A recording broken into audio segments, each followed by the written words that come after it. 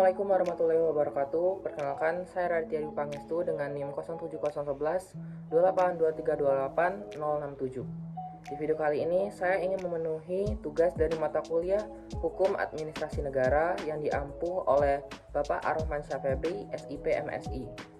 Yang mana video kali ini saya akan membahas secara mendalam mengenai bab 1 dari buku karya Dr. Sahya Anggara MSI yang berjudul Hukum Administrasi Negara. Yang mana bab 1 ini menjadi fondasi penting untuk memahami berbagai aspek hukum yang mengatur hubungan antara pemerintah dan masyarakat. Bahasan di dalam bab 1 ini dimulai dengan apa itu hukum administrasi negara. Hukum administrasi negara merupakan cabang dari hukum publik yang berfungsi sebagai pengatur hubungan antara pemerintah dan warga negara. Utrecht menyebutkan bahwa hukuman ini adalah himpunan aturan hukum istimewa yang memungkinkan pejabat administrasi negara menjalankan tugas khusus mereka.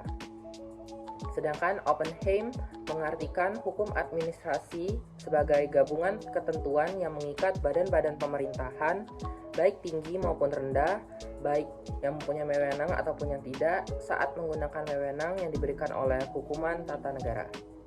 Secara sederhananya, hukum administrasi negara menjawab dua pertanyaan penting, yaitu satu, bagaimana negara dapat berfungsi untuk masyarakatnya, dan kedua adalah bagaimana warga negara dilindungi dari penyalahgunaan wewenang oleh pemerintahnya. Lalu dilanjutkan dengan ruang lingkup hukum administrasi negara.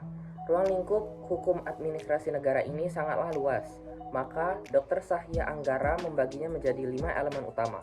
Yang pertama adalah hukum tata pemerintahan, yang mana mengatur pelaksanaan undang-undang berdasarkan kedaulatan negara. Yang kedua, hukum tata usaha negara, yang mana berfokus pada aspek birokrasi serta administrasi negara. Dan yang ketiga adalah hukum administrasi dalam arti sempit, yang mana mengatur rumah tangga negara baik internal maupun eksternal.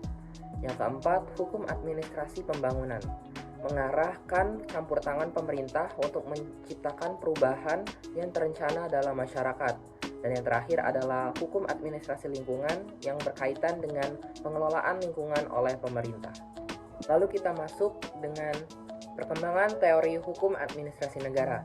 Untuk memahami hukum administrasi negara, kita juga harus melihat perkembangan teorinya. Berikut adalah beberapa teori penting yang mempengaruhi hukum administrasi modern. Yang pertama adalah teori Eka Praja pada abad ke-14.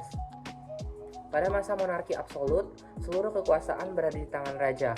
Dalam teori ini, administrasi negara sepenuhnya terkonsentrasi oleh raja, yang seringkali mengabaikan kebiasaan individu. Lalu kedua adalah teori Dwi Praja. Dikembangkan oleh Hans Kelsen, teori ini membagi kekuasaan negara menjadi dua bagian besar, legislatif untuk membuat hukum dan eksekutif untuk melaksanakan hukum. Ketiga, ada teori Trias Politica pada abad ke-17. Montesquieu memperkenalkan pemisahan kekuasaan negara menjadi tiga, yaitu legislatif, eksekutif, dan yudikatif. Lalu keempat, ada teori Catur Praja dan Panca Praja. Dalam teori ini, kekuasaan pemerintahan diperluas mencakup fungsi polisi dan kewarganegaraan, selain legislatif, eksekutif, dan yudikatif. Lalu yang terakhir adalah teori Sat Praja. Teori ini menambahkan kekuasaan dalam bidang keuangan dan hubungan luar negeri, sejalan dengan kebutuhan negara modern seperti Indonesia ini. Selanjutnya adalah peran dan fungsi hukum administrasi negara. Hukum administrasi negara tidak hanya mengatur kewajiban pemerintah, tetapi juga melindungi hak-hak warga negaranya. Ada dua fungsi utama yang dimilikinya. Yang pertama adalah sebagai hukum operasional. Hukum ini menjadi pedoman bagi pejabat pemerintah dalam menjalankan tugasnya sehari-hari.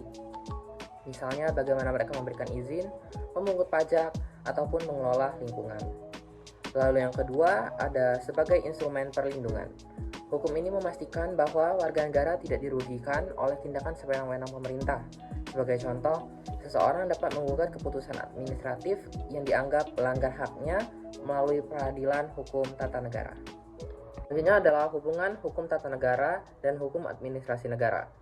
Kedua hukum ini saling berkaitan erat karena mereka memiliki fungsi yang sama, yaitu hubungan tata negara berfungsi sebagai dasar yang menentukan bagaimana organ-organ pemerintah dibentuk. Sedangkan hubungan administrasi negara mengatur bagaimana organ-organ tersebut menjalankan tugasnya dengan baik.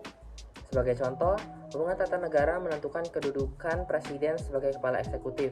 Sementara hubungan administrasi negara mengatur bagaimana presiden melaksanakan tugas administratifnya, seperti mengeluarkan peraturan pemerintah ataupun memberikan izin administratif. Lalu ada perkembangan hukum administrasi negara. Hukum administrasi negara di Indonesia teruslah berkembang, terutama sejak era reformasi. Perkembangannya mengikuti prinsip-prinsip dasar-dasar hukum yang tertuang dalam Pancasila serta Undang-Undang Dasar 1945. Perkembangannya itu meliputi 1. Peningkatan sistem administrasi yang adil dan transparan. Yang kedua, penguatan pengawasan terhadap pejabat administrasi. Lalu yang terakhir adalah digitalisasi layanan publik untuk memudahkan masyarakat umum.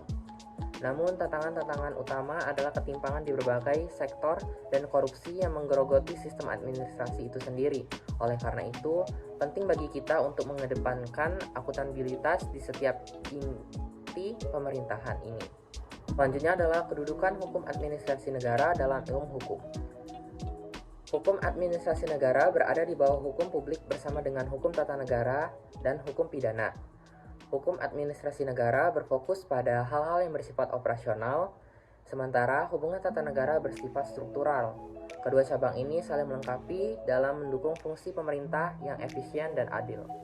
Dalam buku ini, Dr. Sahya Anggara juga menjelaskan asas-asas penting dalam hukum administrasi negara, yang meliputi seperti azas legalitas. Sebuah tindakan administrasi harus didasarkan pada hukum. Yang kedua ada azas kepastian hukum, yang mana pemerintah harus memberikan kepastian hukum kepada masyarakatnya. Dan yang ketiga adalah asas transparansi, setiap tindakan administratif harus dilakukan secara terbuka. Lalu yang terakhir adalah azas akuntabilitas, yaitu pejabat publik harus bertanggung jawab atas tindakannya sendiri. Asas-asas ini memastikan bahwa administrasi negara berjalan sesuai dengan prinsip demokrasi itu sendiri.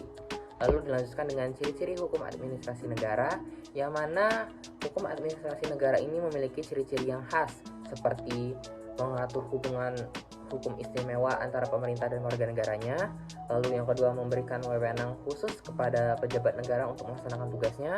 Dan yang terakhir adalah bertujuan untuk menciptakan kesejahteraan masyarakat melalui kebijakan yang adil.